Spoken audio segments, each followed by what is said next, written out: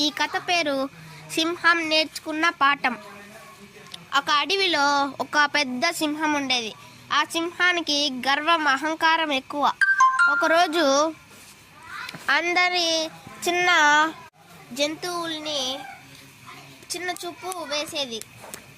ఒకరోజు అడవిలో విహరిస్తూ ఉండగా ఆ సింహము ముళ్ళు మీద కాలు వేసింది.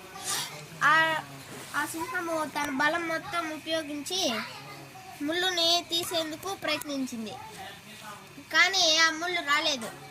అలా బాధపడుతూ ఒక ఎలుక వెళ్ళడం చూశాడు. అందుకు ఆ ఎలుకని సహాయం కోరాడు. ఆ ఎలుక తీసేసింది. ఆ రోజు నుంచి చిన్న చిన్న జంతువులకి గౌరవం ఇచ్చింది. ఆ రోజు నుంచి చిన్న చిన్న జంతువుల్ని దగ్గరికి పిలుచుకొని పరిపాలన కొనసాగింది.